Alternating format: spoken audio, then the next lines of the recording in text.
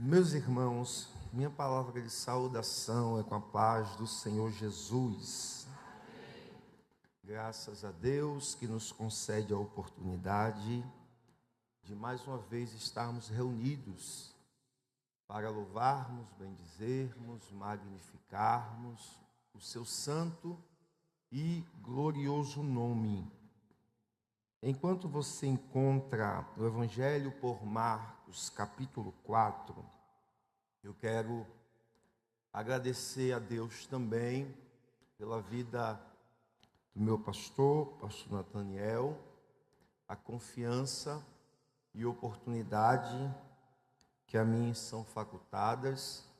Deus possa retribuir de maneira que só Deus sabe e pode fazer. Os demais obreiros desta casa, que Deus possa continuar abençoando ricamente. Agradecer a Deus pela vida da Letícia, da Mirella. Deus abençoe vocês ricamente. Obrigado a oportunidade também. É uma honra para mim poder participar desta festa. E já estava contando os dias, tem muitos dias já. Deus abençoe, viu? Os coordenadores dos jovens aqui de Serrinha, o presbítero Júnior, sua esposa, irmã Vanessa, Deus abençoe, continue dando diretrizes para direcionar esses jovens. O desafio é grande, mas Deus sabe como fazer e como direcionar. Deus abençoe a todos que aqui estão presentes. Capítulo 4, esse negócio aí tá bonito, mas deixa a gente com vontade de... Eu já vi o Wellington perguntando ali se era de verdade. Agradecer a Deus pela vida do cantor Wellington. É muito bom poder reencontrá-lo. Irmãos, e o que ele disse aqui é verdade. Ele chegou em Alagoas e estava dizendo lá: a igreja que eu mais gostei de estar andando por aí é Serrinha. O que ele disse para mim e repetiu aqui: só há dois jeitos da gente resolver esse negócio. Ou a gente casa o Wellington aqui, que não é muito difícil, ou onde ele casar a gente faz a proposta para a esposa e ele vir embora.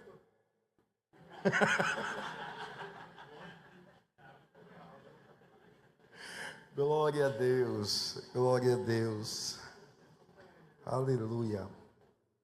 Aqui ele já encontrou mãe, já encontrou irmão, já encontrou um espaço bem amplo aqui para poder participar. Meus irmãos, eu vou procurar ser o mais objetivo possível. Marcos capítulo 4. Eu quero ler do versículo 1 até o versículo de número 9.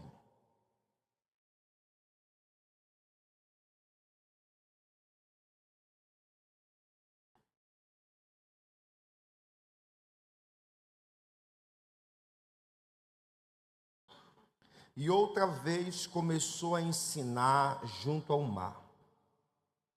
E ajuntou-se a ele grande multidão, de sorte que ele entrou e assentou-se num barco sobre o mar. E toda a multidão estava em terra junto ao mar. Ensinava-lhes muitas coisas por parábolas, e lhes dizia na sua doutrina: ouve, eis que saiu o semeador a semear.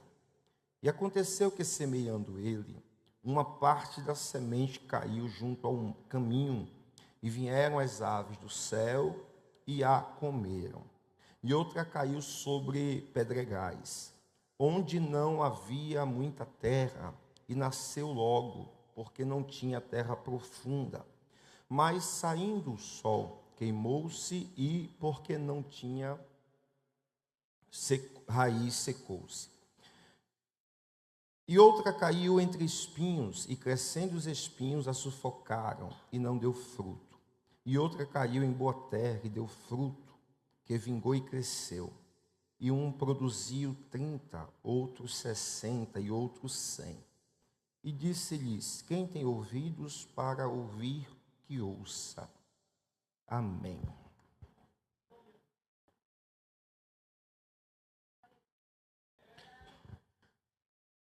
Parabenizar vocês, jovens. Deus possa continuar cuidando de vocês, direcionando, sustentando, de maneira que só Ele sabe e pode fazer.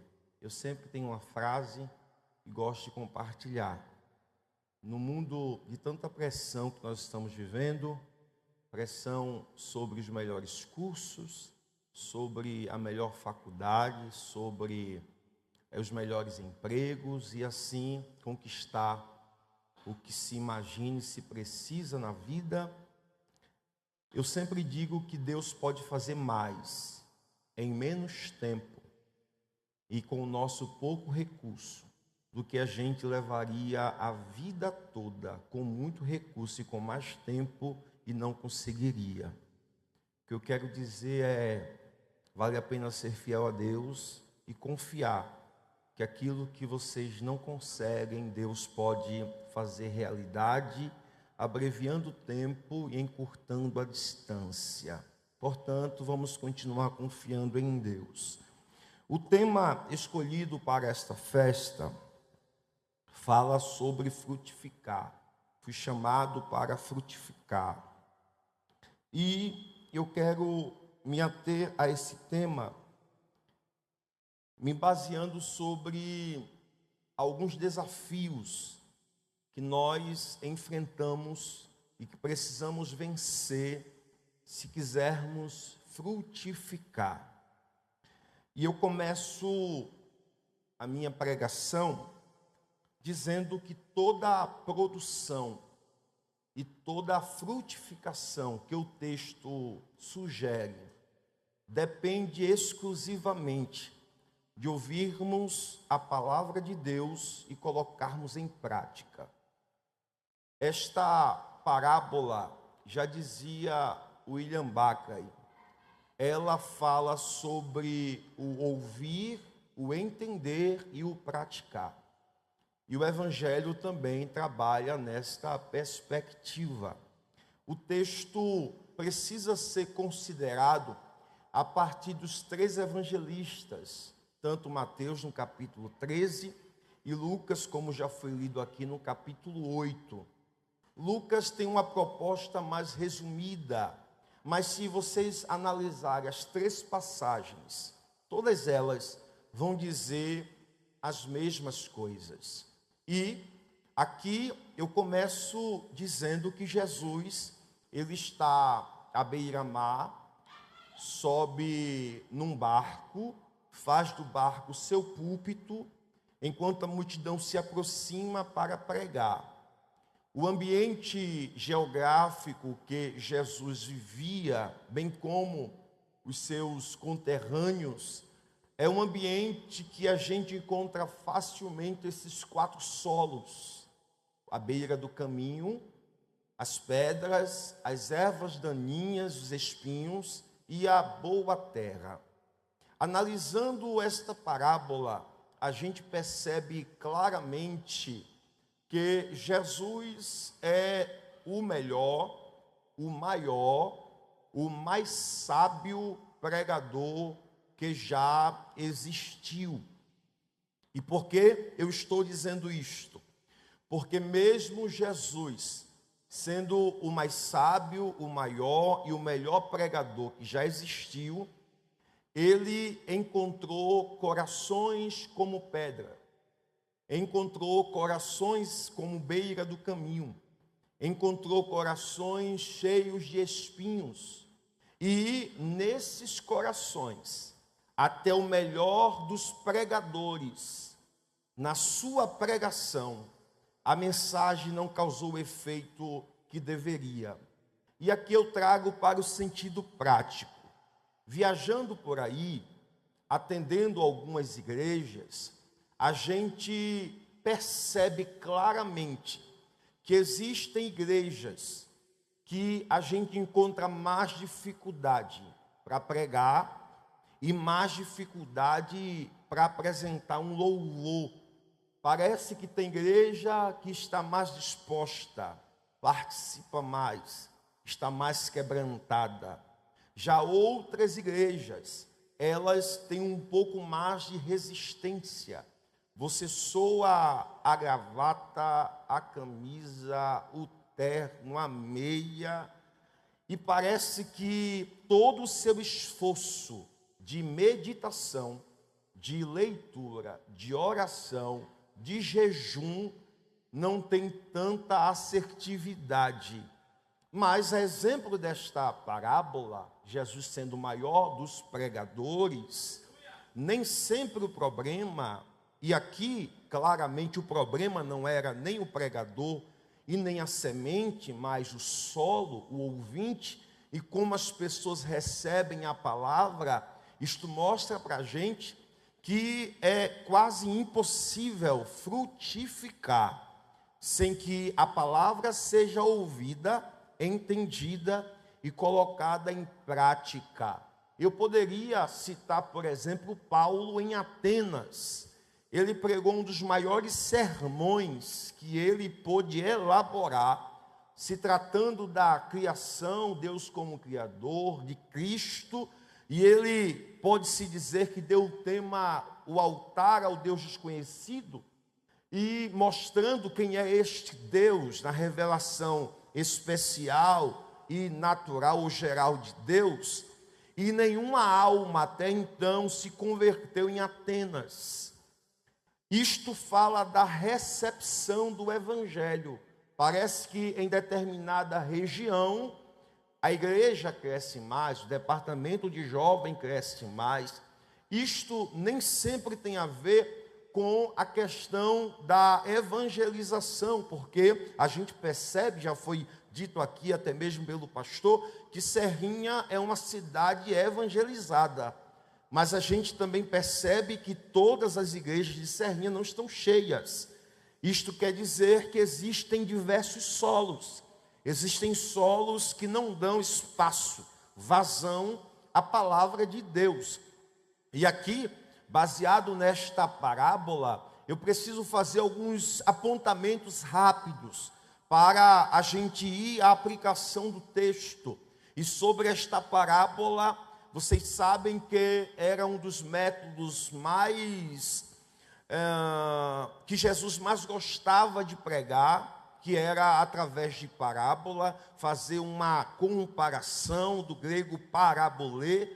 Jesus utilizava a parábola para que ficasse mais fácil a compreensão para uns, e para outros a compreensão dificultava. Um outro detalhe sobre esta parábola, ela é conhecida como uma das parábolas mais famosas da Bíblia. Talvez ela está em pé de igualdade com a parábola do filho pródigo. Uns dizem que ela é ainda mais conhecida. Ainda sobre a parábola do semeador, a gente percebe que a semente aqui, o texto vai dizer que é a própria palavra de Deus.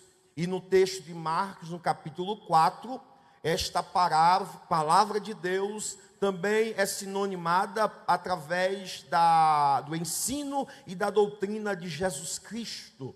Um outro detalhe sobre esta parábola está em alguns elementos dela. Por exemplo, beira do caminho. Beira do caminho aqui não é como a gente entende agora. Os caminhos daquela época geralmente era por dentro de propriedades. E por dentro das propriedades, o semeador saía, atravessava uma propriedade, e na intenção de semear em um solo bom, esta semente que vinha dentro de um saco amarrado ao ombro, ao pegar, muito dessas sementes caía. A maior porção era lançada na boa terra. Um outro detalhe sobre a parábola é que ave na Bíblia tem vários significados, mas também é símbolo para o demoníaco, é símbolo para Satanás no judaísmo. Por isso, Jesus Cristo utiliza o que aqueles entendiam tão bem sobre esta figura. A Bíblia também fala do sol que nasceu. Só na Bíblia ela uns significados, mas no contexto dessa parábola, o sol tem a ver com aflições, com lutas, com adversidades, com desafios da vida.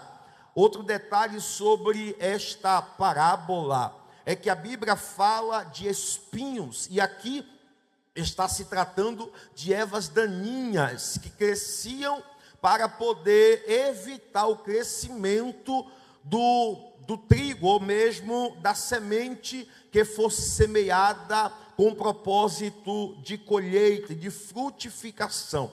Diante de tantas coisas que a gente percebe, a gente encontra também a imagem da umidade.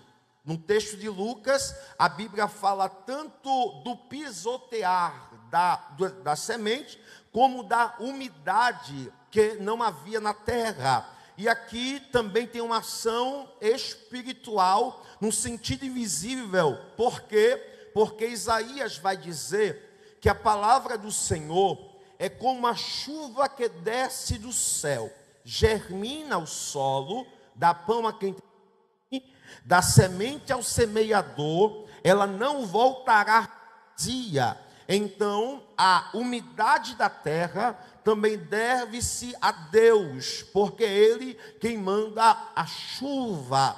Um outro detalhe sobre esta parábola é que os 3 desafios que esta parábola apresenta, a semente que é a palavra de Deus, é interpretado por João como diabo, carne, a sua concupiscência e o mundo. Percebam, uma parte caiu à beira do caminho, vieram as aves dos céus, e os homens pisotearam a semente, as aves arrebataram. Isto fala da atividade demoníaca para tirar, roubar a efetividade da palavra. Então lutamos contra o diabo. Em segundo lugar, caiu nos pedregais. Percebam que no próprio texto, a Bíblia vai falar sobre as aflições da vida. No contexto hedonista da nossa época, onde o que mais vale é o prazer, o que João vai dizer é para vencermos a concupiscência da carne. E em terceiro lugar, nós temos espinhos, que é uma referência ao mundo, ao mundanismo, ao secularismo, aos prazeres desta vida, em detrimento ao que Deus quer para cada um de nós. E aqui João vai interpretar como o mundo que nós enfrentamos como sistema manipulado pelo diabo. Sendo assim, o que a gente percebe de forma objetiva, e eu estou resumindo o máximo possível aqui, para poder não ser cansativo. Eu sempre digo que eu geralmente preparo o sermão para 2 horas, diminuo para 1 hora e diminuo para 30 minutos, de acordo ao tempo que eu tenho. Então, de forma objetiva, percebam que os 3 desafios que a palavra enfrenta é baseado no coração de quem recebe. E aqui não são apenas 4 solos, mas também são 2 solos, o que é frutífero e o que é infrutífero. E vale ainda uma nota aqui, o resultado da colheita que o texto vai mostrar. Mateus, de forma decrescente, 100 por 1, ou como disse Lucas, ou Mateus 100, 60 e 30, e Marcos 30, 60 e 100, aqui há uma atividade sobrenatural. Porque se vocês lerem qualquer contexto daquela época, era comum se esperar uma colheita de 7,5 por semente, no máximo 10. O numeral 10 sendo multiplicado 10, 30, 60, já idealiza uma ação de Deus para uma colheita grandiosa. Eles esperavam menos de 10, subindo para 30, já era surpreendente, indo para 60, já estava no campo do milagroso. Raramente uma semente produziria 100 por 1. Na Bíblia, a gente só tem um exemplo, que é o de Gênesis capítulo 26, quando Isaac, sob a vontade de Deus, na obediência, produziu, e diz o texto, que ele colheu 100 por 1, ou seja, uma colheita plena. Isto mostra que mesmo a semente sendo boa, mesmo o semeador sendo assertivo, há uma dependência da ação de Deus em nossa vida. O semeador no texto, ele pode ser entendido como pai, o semeador no texto pode ser entendido como filho, como Espírito Santo, ou como a igreja que prega. Diante disto, o texto vai dizer que o adágio para a efetiva colheita é: quem tem ouvidos, ouça. Percebam que este ideal já vem desde o Antigo Testamento, na oração chamada o Shema de Israel. Ouve, ó tu, Israel, o Senhor é o único Deus. Já invoca a ideia de ouvir. O próprio profeta Ezequiel, ele vai dizer, Deus falando para ele: pregue, não deixe de pregar, quer ouçam, quer deixem de ouvir, porque são casa rebelde. Então o tema, fui chamado para frutificar, tem aqui pelo menos 3 ideias de forma introdutória. A presença de Deus no chamado, eu chamei. Então nós temos o chamado à salvação, já que o texto também trata de fé, conversão e arrependimento. Então Deus está chamando os homens para se arrependerem, para se converterem, para terem fé e alcancem a salvação. Nós temos em segundo lugar, no fui chamado, quem está sendo chamado aqui? Quem está sendo chamado é cada um de nós que depende de Deus para poder viver, sobreviver e sermos salvos. E por fim, temos aqui a ideia do porquê, ou para o que fomos chamados. É impossível sermos cristãos sem frutificar. É impossível sermos cristãos sem produzir frutos. Por quê? Porque Jesus disse em João 15 que a vara que não dá frutos, ela é cortada e ela é lançada fora. Se a vara que não dá fruto é cortada e lançada fora, quer dizer que não está ligada à figueira. Isto não tem só a ver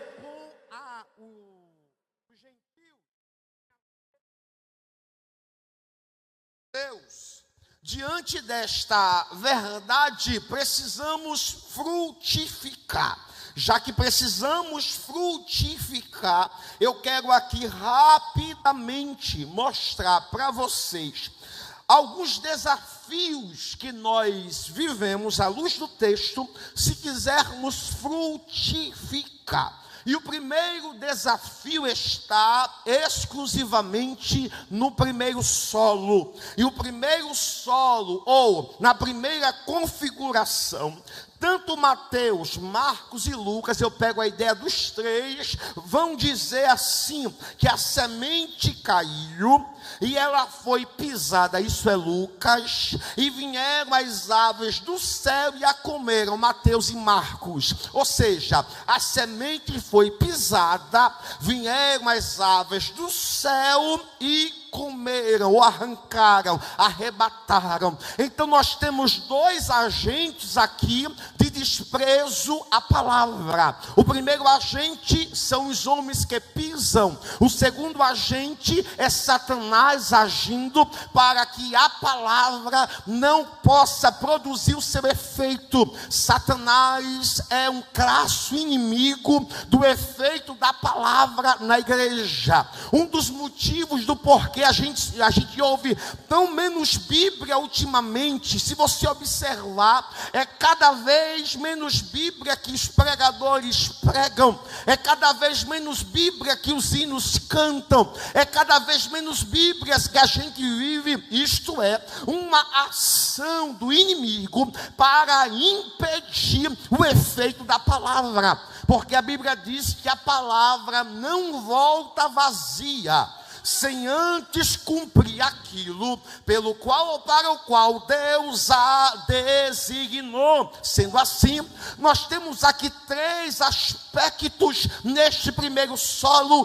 como desafio. Em primeiro lugar, este solo que pisa a semente, que as aves arrancam, tem um coração à beira do caminho que fala de insensibilidade, fala de incompreensão, de displicência, de relaxo. Em segundo lugar, um coração duro é onde a semente é pisada pelos homens. E como é que os homens pisam a semente da palavra? Através dos seus ismos. Você sabe que a ideia de ismo do latim tem um conceito de ideologia, de um movimento, e nós temos vários ismos que pisoteiam a palavra: ateísmo, egocentrismo, pluralismo, relativismo, hedonismo, comunismo, ceticismo, liberalismo teológico, culturalismo, marxismo, paganismo, secularismo, achismo, mundanismo no contexto geral.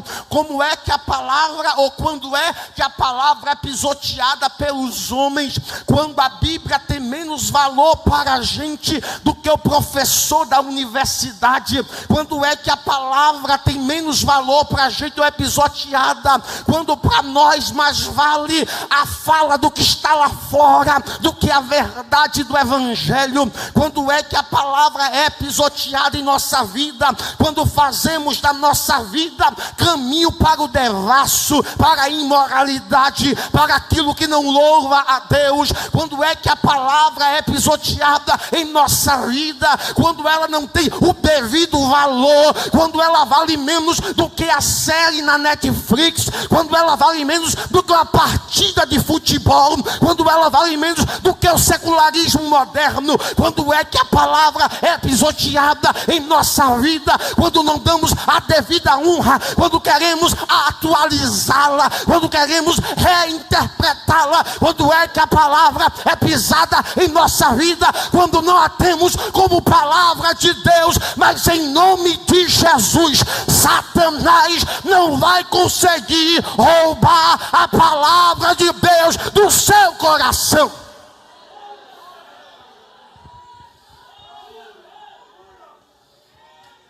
Eu vinha de caminho para cá e dizia para Laís: eu não queria pregar hoje.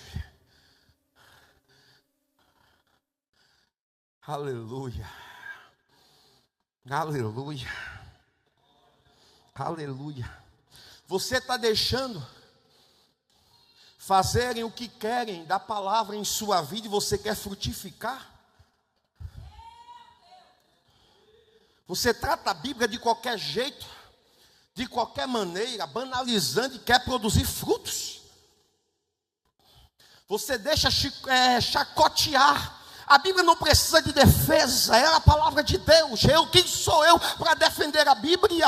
Mas você ouve fazendo chacota, brincadeiras indecentes com a palavra de Deus na internet, em qualquer lugar, e você acha normal, você continua brincando. A palavra de Deus está sendo pisoteada e Satanás está tirando o efeito dela da nossa vida ou da vida de quem permite. Um coração duro é onde a semente é roubada pelo diabo e não gera fé e nem salvação coração. Entenda uma coisa: Satanás não está brincando quando ele tenta te distrair. Satanás não está brincando quando ele tenta tirar o seu foco. Sabe por quê? Porque ele sabe, uma vez a palavra que entra, germina, é compreendida, você se torna uma arma na mão de Deus. Levanta a mão em nome de Jesus. Oh glória, oh glória, oh glória. Quanto mais Bíblia, menos confusão. Quanto mais Bíblia, menos mentira. Quanto mais Bíblia, menos fofoca. Quanto mais Bíblia, mais Deus na casa.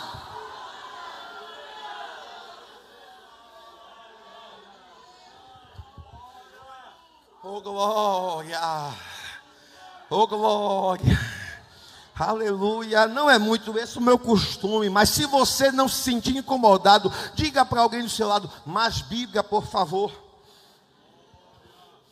Aleluia.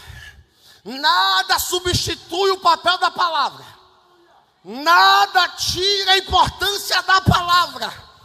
E porque alguns já estão perdendo o rumo, aí começa a inventar um monte de coisa, entretenimento para quê?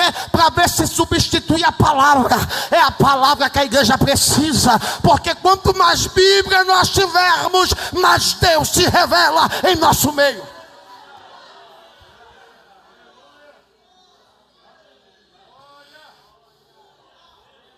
Oh glória. É interessante, eu vou trazer para o contexto de jovem. A Bíblia diz que, quando eu fazia meu curso de terapia, eu nunca pensei em atender como terapeuta. Aí eu vi uma professora de Nova Jersey dizendo o seguinte: você não pode dizer que as famílias estão desestruturadas, porque hoje nós temos diversas estruturas de família. Por exemplo, um homem e um cachorro é uma família, um homem e uma boneca é uma família, já tem casamento de mulher com boneco, já está dizendo que é até filho, isto é uma família. Aí tinha um pastor lá e disse: e a Bíblia? Não, mas a Bíblia deixa ela à parte. Sabe quando é que a palavra ela é pisoteada? Aí existem o homossexualismo. Aí diz: não pode mais falar isso, tem que ser homoafetividade, por causa do ismo. Porque o ismo debate contra. Homoafetividade é um afeto de um homem para o outro. É tudo malabarismo. Agora entenda, por favor. Sabe quando é que a palavra é pisoteada e a gente não frutifica? Quem já assistiu uma série que tem, na série, beijo gay? Olha, pelo menos teve uma que se manifestou. Agora a pergunta é: se eu acredito que isso, à luz da Bíblia, não é certo, por que eu continuo assistindo? Porque eu estou dando ibope, engajamento, moral. Porque eu estou me alinhando àquilo que a palavra de Deus rejeita. E isso eu estou dando um exemplo. Pode se aplicar em vários segmentos. Aí eu quero frutificar. Só que o espaço da palavra não tem meu coração. Meu coração é terra que todo mundo pisa. E quando o homem não consegue tirar, aí vem Satanás, porque ali, veja as estratégias. Ô Eva, o que foi que Deus disse? Reinterpretação. E o sentido de reinterpretação aqui não é ler o texto de novo, é tentar ver outra coisa que o texto está dizendo, mas está tentando dar um outro entendimento. A reinterpretação é a atualização. Ô Eva, o que é que foi que Deus disse? Não, ele disse que o dia que eu comer eu vou morrer. Não, mas não é isso não. Você entendeu errado. Teu pastor ensinou errado para você. Teu pai ensinou errado para você. A igreja está ensinando errado para você. Sabe o que é que isso significa? É que o dia que você comer, você vai ser igual a Deus. Aí chega na faculdade, professor, o teu pastor lá, qual o curso que ele tem? Ele tem o doutorado, o mestrado, é PhD. Aí a gente, bobinhos, fica impressionado porque alguém leu meia dúzia de livros. A gente muitas das vezes fica impressionado porque alguém disse: não, eu fui estudar na Federal. E se a gente estudasse a história das maiores faculdades do mundo, a gente perceberia que elas têm base na ideia do Evangelho, da Bíblia, da cristandade. Eu preciso dizer isso aqui: não adianta, irmão, enquanto a palavra não tiver primazia, prioridade, não for absoluta em nossa vida, alguém vai continuar pisando, Satanás vai continuar tirando, mas em nome de Jesus é tempo de mudança, é tempo de mudança. Vamos lá para o segundo solo. Oh, glória. Você pode dizer para alguém do seu lado: vai melhorar. Segundo solo, a Bíblia diz: e outra parte caiu sobre pedregais, onde não havia muita terra, e nasceu logo, porque não tinha terra profunda, e secou-se por não haver umidade. Este é o cenário da ausência de raiz, de terra profunda, do falso sentimento religioso. Oh, meu Deus. Oh, Jesus, me ajuda. O falso sentimento religioso. A gente faz de tudo hoje para chorar na igreja. Força, faz até careta. Mas não é pela presença de Deus. Parece que esse ambiente aqui é só um passatempo. Eu preciso dizer isso aqui. Deus não se impressiona com suas lágrimas. Deus não se impressiona com a sua vestimenta. Deus não se impressiona com a minha performance.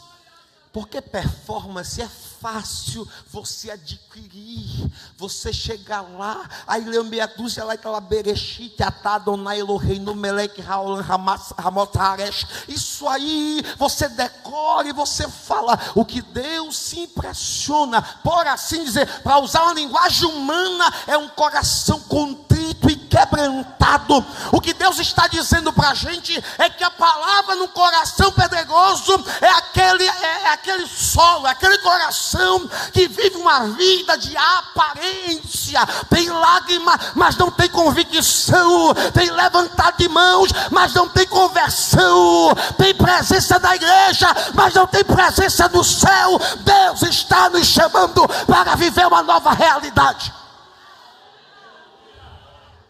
Oh glória, oh glória, oh glória, oh glória, oh glória. E o que eu aprendo com este solo? Primeiro, resposta rápida, mas sem compromisso. Tem gente que quem quer entregar a sua vida para Jesus, aí vem um monte. Pelo momento estava chorando, Quem quer ter compromisso? É aquele negócio que está indo na doutrina, aquele negócio de escola dominical, aquele negócio de renunciar ao pecado, é aquele negócio todo: não dá para mim não. Eu achei que o evangelho fosse outra coisa. Ou seja, até parece que vai, mas a palavra não foi fundo o suficiente para gerar mudança. Tropeça muito fácil, se perde por tudo, não ter firmeza, nem perseverança, não tem raiz em si mesmo, sua fé é temporária, não tem convicção, não tem conversão, não tem regeneração, não tem transformação. A resposta ao evangelho é só exteriormente. Este solo não suporta o custo do discipulado. Eu vou dizer uma coisa, e por favor, guarde o que eu vou lhe dizer, se possível. Ser discípulo de Jesus Cristo te custará tudo. É bom ter mulher, pelo menos ela está dando glória.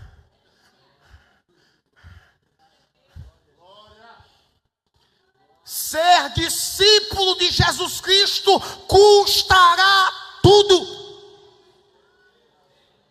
Vou falar mais uma vez. O discipulado é caro. O preço é caro. O evangelho não é indolor. O evangelho não é sem marcas. O evangelho não é sem sofrimento. Evangelho sem sofrimento não é o da cruz. Evangelho sem marcas não é o da cruz. Disse Paulo: eu trago no meu corpo as marcas de Jesus. Se você quer chegar no céu, você vai ser perseguido, odiado, caluniado, vão lhe atacar, mas não tem problema não. Se a gente tombar aqui, nós vamos ficar de pé lá.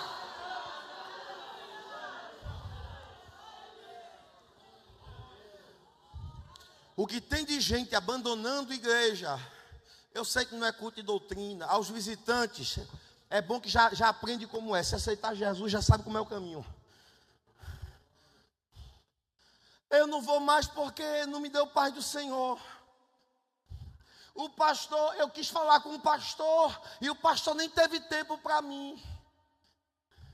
O líder nem olhou para mim. Eu entendo tudo isso aí, eu entendo. Tem que ter o assistente, tudo isso aí eu entendo. O que eu estou tentando dizer esta noite é: no mundo tereis aflições.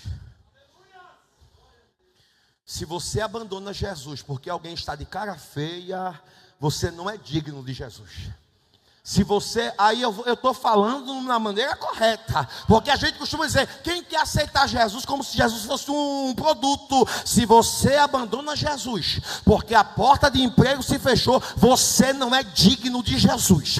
Se você abrir mão de Jesus porque alguém não foi à sua casa, você não é digno de Jesus. Se você abandona Jesus por causa de cargo, de oportunidade, você não é digno de Jesus. Se você abandona Jesus porque alguém está falando, está dizendo, você não é digno de Jesus. O fruto que eu quero produzir é: pode bater, mas eu vou continuar. Pode perseguir, mas eu vou continuar. Você pode me ajudar a pregar? Fala para alguém do teu lado: não para não. Não, mas balança ele aí, vai, balança. O Hélio já fez, agora é minha vez. Balança ele aí, diz assim: não pare, pelo amor de Deus. Jesus é fiel na sua vida. É tempo de perseverar.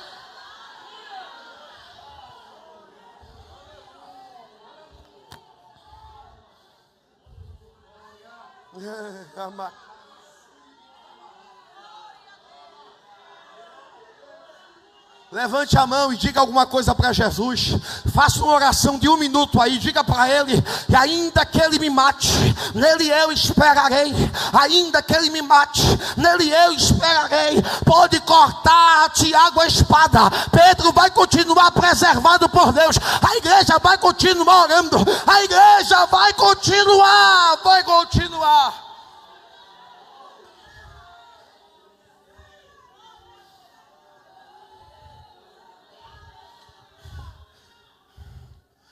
Aí eu vou trazer para os jovens aqui.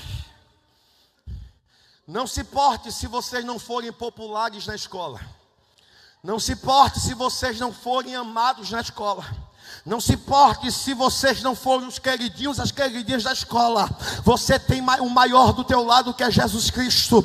Eu não estou dizendo que você tem que ir comprar briga com todo mundo. O que eu estou dizendo é: entre ser amado na terra e ser amado no céu, eu prefiro ser um Daniel. A terra pode odiar, pode jogar na cova com leões, mas eu vou preservar a minha comunhão. Eu vou guardar o contato com Ele. Tem gente que está a vida toda na igreja e tem uma fé infantilizada. Sabe, não pode suportar nada, não passa nada. Eu não vou mais para a igreja. É mesmo? Se Jesus permitir alguma coisa, hoje eu não vou adorar. Hoje eu só vou adorar quando Jesus me responder. É como se Jesus do céu dissesse assim: sim, bonitinho. Sim, queridinho. Como diz no Pernambuco: quem? Sabe esse espírito de dodói? Não pode tocar. não pode tocar. Eu sempre cito esse texto porque eu julgo que ele já está quase fazendo parte da minha vida por completo. O que disse Abacuque: ainda que a figueira não floresça, o produto da oliveira minta, os campos não produzam mantimentos, os currais não hajam vacas, as ovelhas da malhada sejam arrebatadas, eu todavia me alegrarei no Senhor, exultarei no Deus da minha salvação. Jesus é fiel, Jesus é santo, Jesus é grande, Jesus é o melhor que você tem na sua vida. Não aceite proposta. Eu vou dizer uma verdade para você agora: se é inegociável, você não precisa ouvir proposta. Eu vou repetir: se é inegociável, você não precisa ouvir proposta. Proposta da direita, da esquerda, é inegociável. Meu contato com Ele, minha comunhão com Ele é inegociável, é inegociável. Primeiro desafio: precisamos vencer a indiferença, a superficialidade. Segundo desafio: precisamos vencer as distrações, as distrações, as distrações, as distrações, as distrações. Não se distraia, oh glória. Escute, por favor, não estou dizendo que você não pode ter entretenimento, não pode brincar, não estou dizendo isto. Não se distraia. Estamos falando de algo muito sério. O que Satanás está tentando é distrair a sua mente, te tirar do rumo, te tirar do propósito. Não se distraia. Não abra mão do que Deus lhe entregou. Não abra mão do que Deus colocou em sua mão. Não se distraia. Seu ministério custa caro, sua chamada custa caro, sua salvação custou caro. Não se distraia. Sua família custa caro. Sansão, ele se distraiu e perdeu o que ele tinha de precioso. Não se distraia, não se distraia. Davi, ele se distraiu, era para estar na guerra e perdeu o seu contato. Não se distraia, não se distraia, não se distraia, não se distraia. Aleluia. Aleluia. Eu estava vindo esses dias de um lugar, estou caminhando para encerrar.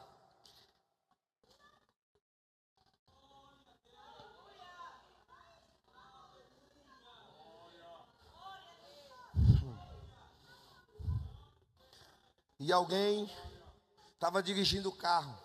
E motorista é assim: o motorista senta e a pessoa vai andar 10 metros, vai num sentar, você já percebe se o camarada, como é que é. Aí eu percebi que o camarada não era muito bom.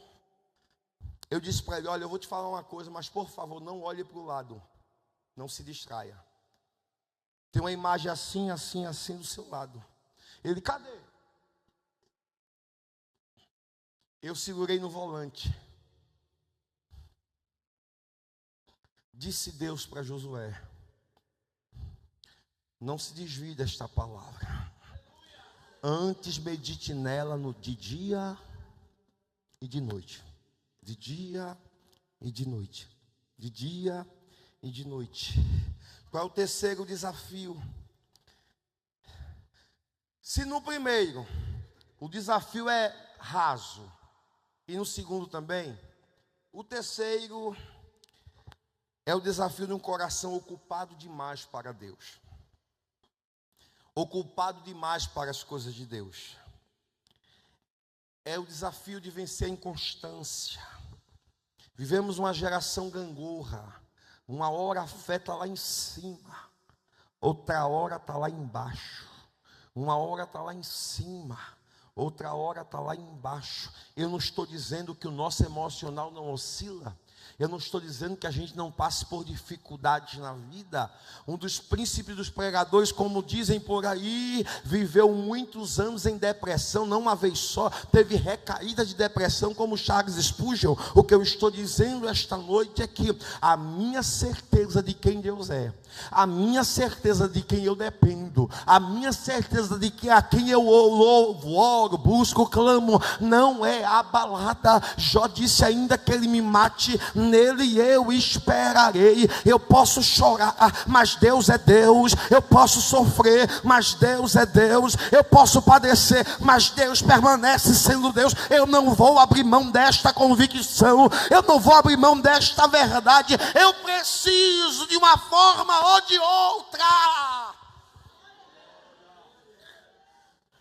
Aí tem um detalhe: se no primeiro desafio os homens estão pisando, Satanás está arrancando, no segundo desafio a nossa mente distraída, emocional, não tem profundidade, porque diz o texto de Lucas, os 3 evangelistas, que a semente foi germinada, só que não tinha profundidade. A explicação para isso é, como era uma região de muito terreno calcário, por cima ficava uma camada de terra, mas a raiz não iria ser profunda.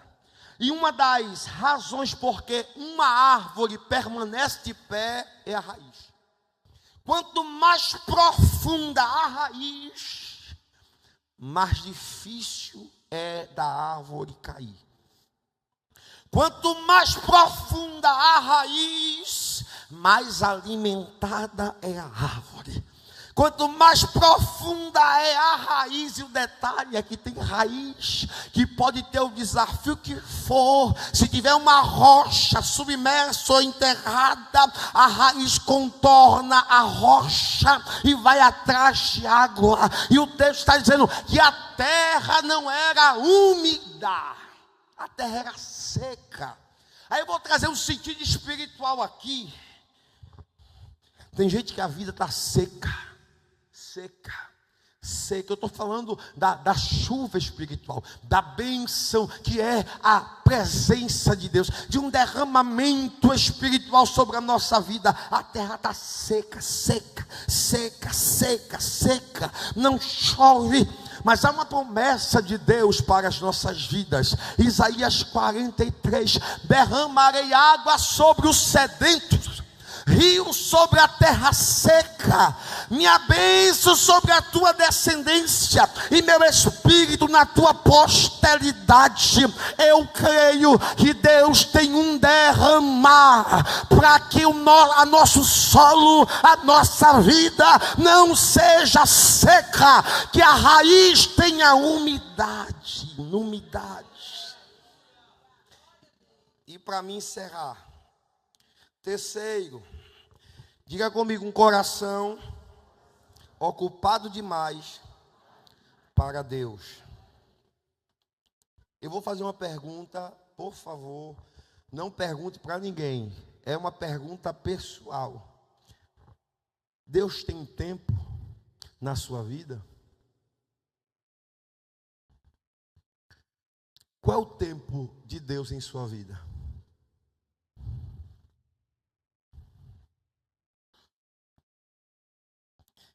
Quando o coração é ocupado demais para ouvir a palavra, não prioriza as coisas de Deus, a palavra não vai frutificar. Isso significa que Deus está disputando espaço com alguma coisa em nossa vida. Deus está disputando espaço com alguma coisa em nossa vida. Isso aqui é uma linguagem minha, disputando espaço. Quer dizer que a prioridade não é Ele. A palavra não recebe primazia.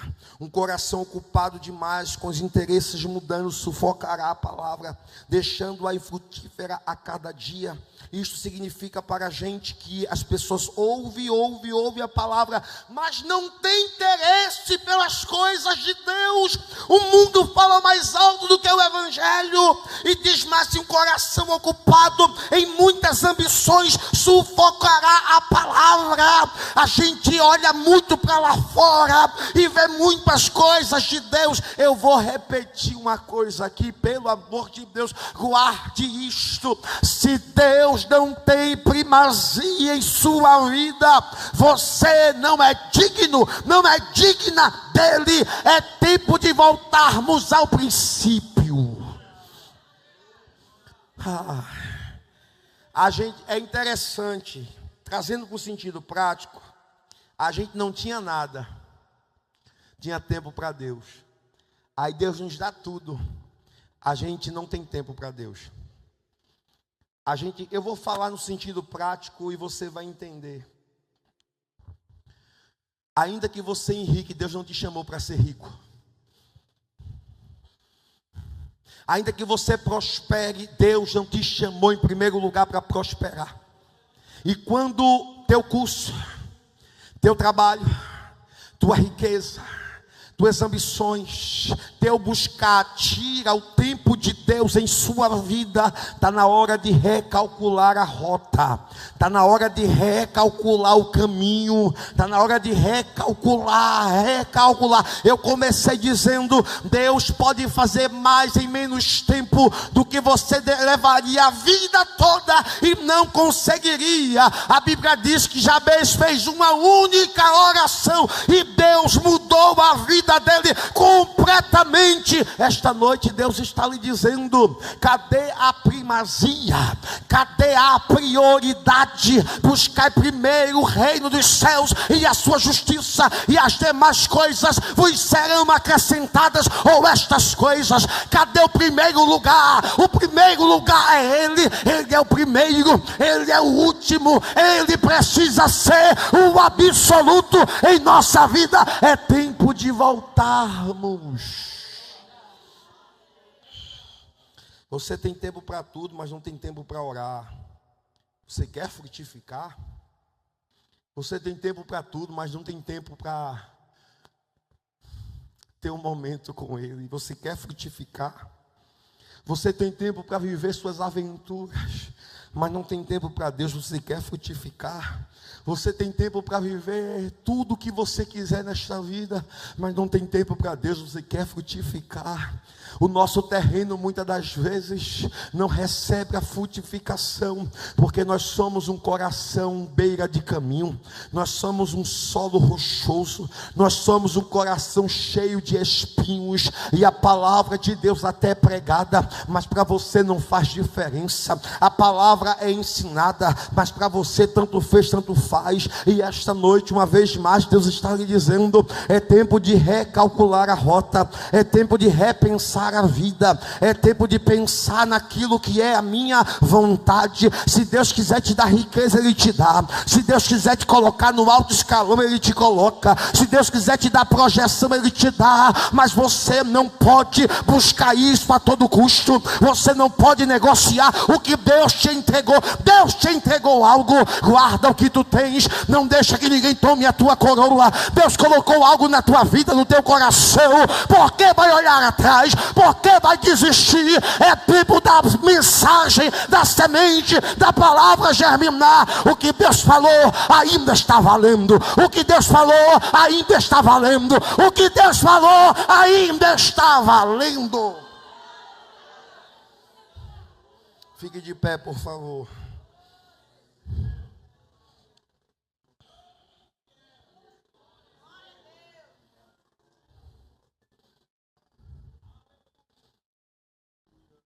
O irmão Dari, alguma igreja pode viver isso? Pode. Laodiceia estava lá. Eu estou rica, eu estou enriquecida e não tenho falta.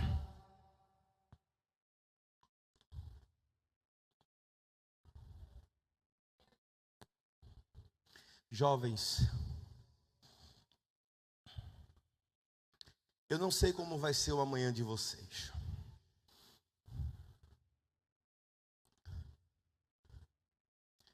Mas eu gostaria que a chama que foi acesa na geração passada, vocês não deixem morrer. Vai parecer saudosismo que eu vou dizer. Eu tenho 39 anos de idade. E eu lembro que a maior ambição que nós tínhamos era ser útil na obra de Deus. O resto era consequência. Tudo que acontecia era consequência. Eu via menos crise de ansiedade, menos suicídio, menos depressão. E não tínhamos o que muitos de vocês têm hoje. Por incrível que pareça, eu vim ter o meu primeiro telefone celular com quase 17 anos. É um absurdo isto. E eu não sentia falta. Deus tem cuidado tão bem de vocês. É tempo de pensar mais nele e menos na gente. Esta é uma geração ensimesmada. Quando a palavra não é como eu quero, eu não gostei. Quando o evangelho não é a minha maneira, eu não gostei. Mas agora vem o último solo e eu vou concluir aqui. Diga comigo, boa terra. Isso eu vou pedir para você perguntar. Pergunta a alguém do seu lado, você é uma boa terra?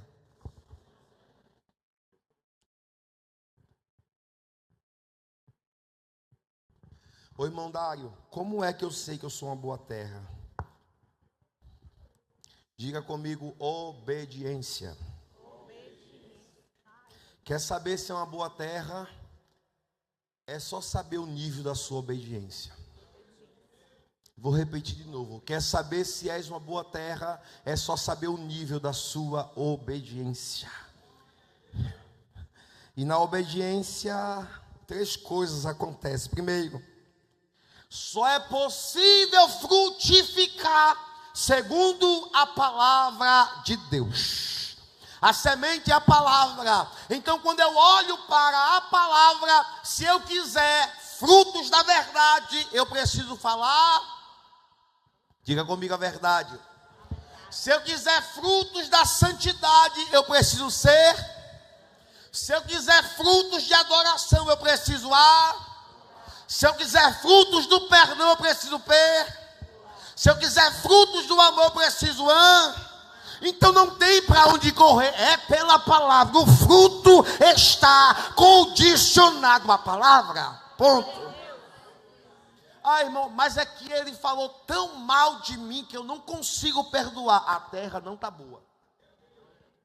A terra não está boa. Tem uns espinhos aí nessa terra. Tem uns pedregulhos aí nessa terra. Tem alguém pisando nessa terra. Satanás está tirando a palavra. Não, eu sei que a Bíblia manda perdoar, mas eu não consigo. É porque você está acima da Bíblia. Porque se você estiver abaixo da Bíblia, vai dizer o seguinte: está doendo, vai ser difícil, mas eu vou obedecer. É a palavra. Segundo, só é possível o fruto vingar e crescer como resultado da palavra. Eu disse que o fruto vingou e cresceu. Alguém precisa olhar para a gente e dizer assim: mas não é que ele mudou? A gente não percebe isso. Fulano era tão atribulado. Olha a mudança que aconteceu. Que coisa linda. Olha o que Jesus fez na vida dele. Quem eras tu? Teve uma pessoa aqui esses dias, não vou dizer o dia para ninguém identificar, que contaram o testemunho. Disse que no passado era uma coisa séria, era só Jesus na causa. Disse que o pastor tinha que ser até psiquiatra. Aí hoje está mudado, pai de família, trabalhando, abençoado. Quanto mais vazão a gente der para a palavra. Sabe por que a gente não cultua como deveria? Porque a gente não está dando vazão à palavra. Sabe por que os nossos cultos estão tão vazios? Porque a gente não está dando vazão à palavra. Eu tenho certeza que tem muito crente em casa que poderia estar na igreja. Por que não está? Porque a palavra não está tendo regalia na sua vida, não está tendo espaço. As crises que a gente vê a nível de Brasil e mundo é porque a palavra não está tendo primazia. Quando a palavra tem primazia, pode jogar num tacho de óleo fervendo, coloca nos coliseus.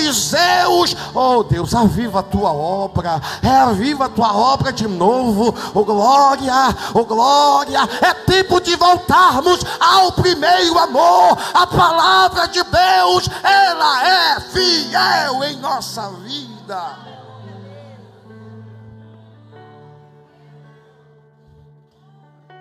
Já fechei a Bíblia e o esboço.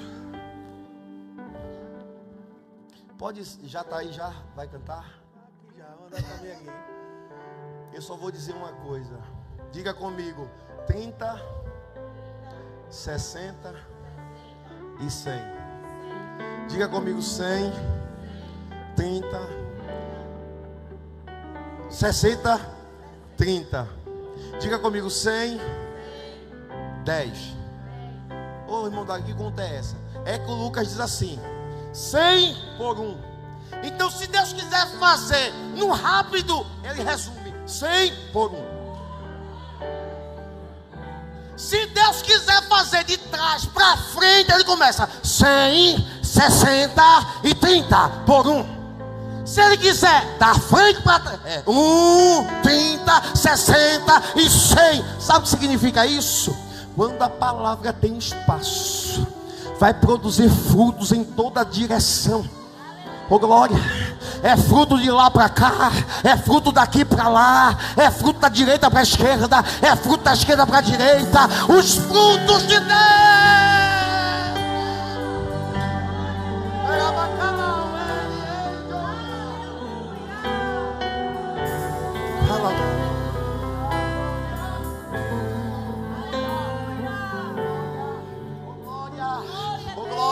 Deus vai fazer você frutificar. Deus vai fazer você frutificar. E alguém vai dizer como? Como? Aí eu vou dizer uma palavra para os pastores de congregação: haverá frutos lá. Aleluia. Eu vou ter uma palavra para os líderes de jovens: haverá frutos lá. Oh, glória. Eu vou dizer uma palavra para as igrejas de Serrinha: vai haver frutos nesta terra. Eu vou dizer uma palavra para a igreja baiana: vai haver frutos nesta terra, porque Deus. Glória a Deus. Aleluia. Eu quero saber onde tem a primeira vida para Jesus. Pode começar a cantar, Wellington. Cadê a primeira vida? Tudo que eu queria, cadê a primeira era vida? Falar contigo. Quem não é evangélico, mas tempo pra mim você não tem. Cadê a primeira vida para Jesus? Vem para Jesus. Tudo que eu queria, prioridade, era ser o seu amigo. Prioridade. Mas o meu espaço, prioridade, você preencheu também. Prioridade. Nunca mais conversamos de madrugada. Ô irmão Dário, eu estou precisando de renovo espiritual. E em soluço eu vem aqui à frente correndo. Tua voz. Ô irmão Dário, eu preciso aumentar o nível da minha prioridade. Vem cá. Que saudade. Vem cá. Irmão Dário, eu preciso aumentar o nível do meu compromisso. Vem cá também. Aleluia. E dos segredos, aleluia, que havia. Irmão Dário, do jeito que está, não vai dar. Então vem cá. Aleluia. Foi aleluia. Por isso Jesus te chama. Venha. Fechei pode vir à frente, venha. Jesus marcou encontro com você. Venha cá. Pra ver se você lembrava. Venha cá. De mim. Você precisa orar mais. Vem cá.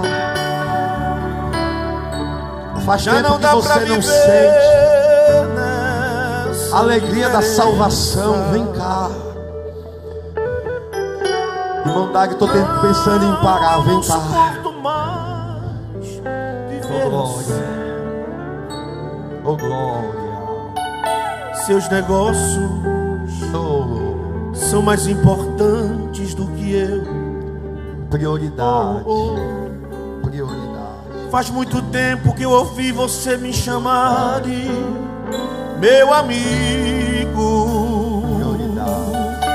Que saudade, que saudade. Prioridade. Eu estou de você. Ainda tem mais gente aqui. Aleluia. Marquei esse encontro porque eu precisava conversar contigo. É tempo de voltar, de se arrepender. É tempo de reatar nossa amizade. É tempo de chorar e de se converter. Ainda quero ser o seu amigo de verdade. Nós vamos orar.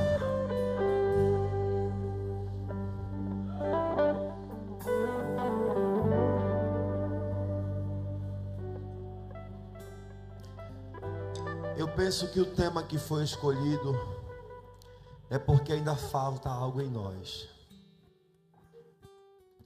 Eu sei que tem muita gente que não vem porque a sua imagem é mais importante do que o quebrantamento que você precisa ter. A gente fica pensando, o que é que vão pensar de mim, na minha posição, tanto tempo de igreja. Mas só Deus sabe como está o teu relacionamento com Ele. Só Deus sabe como você está. Só Deus sabe como está a sua intimidade com Ele. Eu penso que esse tema significa: precisamos começar a frutificar. Aleluia. Poderia ser continuando frutificar, poderia ser depois de frutificar, mas está no tempo presente. Eu fui chamado para frutificar. A gente precisa observar os sinais, Senhor Deus e Pai. A tua igreja está aqui. Eu te agradeço por tua bondade, por tua misericórdia. Como tem sido desafiador para muitos de nós. Não consigo ir além do teu olhar, Senhor. tudo que eu consigo é imaginar, Senhor, a riqueza que existe Senhor, dentro de Senhor. você. O povo é teu, a igreja é tua. Tira o que não te agrada, desfaz aquilo que atrapalha a nossa vida, a nossa fé. Continua conosco, fortalece-nos conforme a tua palavra. Senhor, limpa, limpa, limpa, limpa. Nos dê firmeza, O pecado não convicção. consegue esconder Nos livra do a marca pecado, de Jesus nos livra do que pecado, existe em nos livra dos você. males deste século. O que você Nos fez, guarde, deixou Senhor, de no teu fazer. amor, na tua Não misericórdia. mudou o início. Dá firmeza, Deus escolheu sustenta-nos de você. pé. Nós cremos, Sua Senhor, no teu raridade agir. não está Deus, nesta noite, naquilo que você possui ou que sabe fazer. Isso é mistério de Deus com você. Você é